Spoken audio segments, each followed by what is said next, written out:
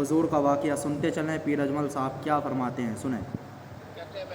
حضرت بایزید بسطامی رحمۃ اللہ تعالیٰ علیہ کی بات لکھی آپ نے، فرماتے ہیں کہ وہ ایک دن بسطام کے بازار سے گزر رہے تھے تو لوگ، رمضان کا مہینہ تھا تو لوگ اپنی دکانوں سے اٹھ کے آنے لگے، اپنا کاروبار چھوڑ کے ملنے لگے۔ تو حضرت بایزید فرماتے ہیں کہ میرے دل میں خیال آیا، بادشاہ بھی آئے تو کوئی دکان نہیں چھوڑتا، کتنا میرا مقام ہے، کتنا میرا درجہ ہے کہ لوگ آ رہے ہیں۔ فرماتے ہیں شیطان نے میرے نفس کو بڑا کر دیا، میں نے رمضان کے مہینے میں ایک کھجور اٹھائی ریڑھی سے اور منہ میں رکھ لی، کھائی بھی نہیں، رکھ لی۔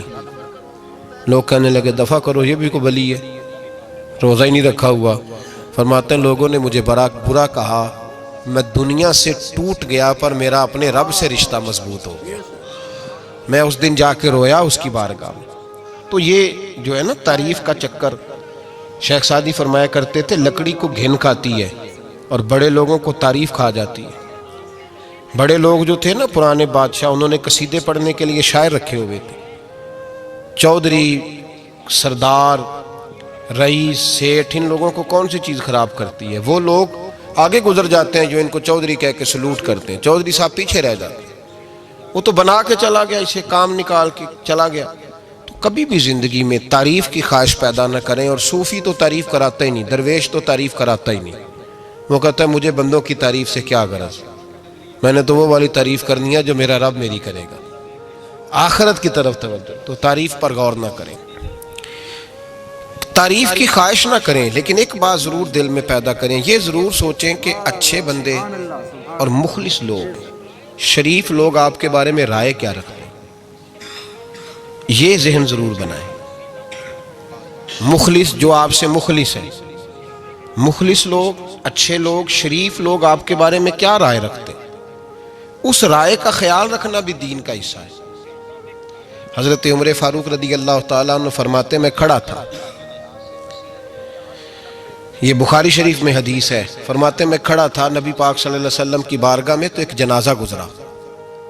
جنازہ جو اٹھانے والے تھے نا، وہ کہہ رہے تھے کہ یہ بڑا ہی اچھا انسان تھا، اس نے غریبوں کی خدمت کی، دین کی نوکری کی، لوگوں سے پیار کیا، ماں باپ، بہن بھائی، رشتہ دار، ہر ایک کے لیے اس کا رویہ اچھا تھا۔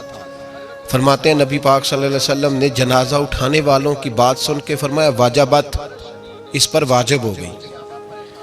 حضرت فاروق اعظم رضی اللہ تعالیٰ عنہ فرماتے ہیں تھوڑی دیر کے بعد ایک اور جنازہ گزرا، تو جنازہ اٹھانے والے کہہ رہے تھے بڑا شریر آدمی تھا، زبان کا برا، دھوکے باز، فراڈیا، بے ایمان، مال کھانے والا لوگوں کا، لوگ یہ باتیں کر رہے تھے۔ نبی پاک صلی اللہ علیہ وسلم نے فرمایا واجبت، اس پر بھی واجب ہو گئی۔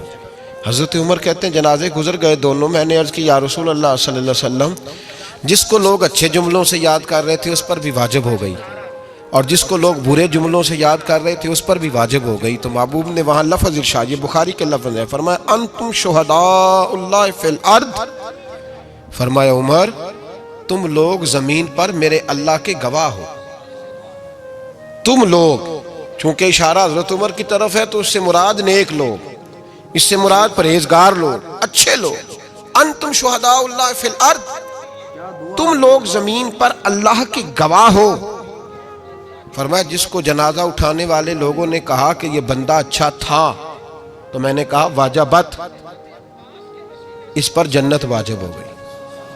اور جس کو جنازہ اٹھانے والے لوگوں نے کہا شریر تھا، برا تھا، نالائق تھا، تکلیف دیتا تھا، چونکہ تم زمین پر اللہ کے گواہ ہو، تو میں نے کہا واجبت، اس پر جہنم واجب ہو گئی۔ اپنے مخلصین کے بارے میں ضرور یہ خیال کریں کہ ان کی آپ کے بارے میں رائے کیا ہے۔ رائے، اچھے لوگوں کی رائے، ہمیشہ مخلصین کی رائے۔ ایک درویش نے ایک عجیب بات لکھی ہے، ہمارے یہاں کہا جاتا ہے نا زبان خلق کو نکارہ خدا سمجھو، اس سے مراد ہر آدمی کی رائے نہیں ہوتی۔ بہت سارے لوگ تو حسد میں آ کے بھی باتیں کرتے ہیں، ان کی رائے یہاں مقصود نہیں، مخلصین کی، خیر والے لوگوں کی۔ اچھے کچھ لوگ تو ایسے ہوتے ہیں جن کی کسی کے بارے میں بھی رائے ٹھیک نہیں ہوتی، وہ جب بھی بات کرتے ہیں یا حسد کی بنیاد پہ کرتے ہیں یا بغض اور کینے کی، ان کی بات نہیں۔ لیکن باقی جو خیر والے لوگ، مثبت جو طبقہ ہے، جو اچھی سوچ کا حامل، وہ ہمیں پتہ ہوتا ہے کون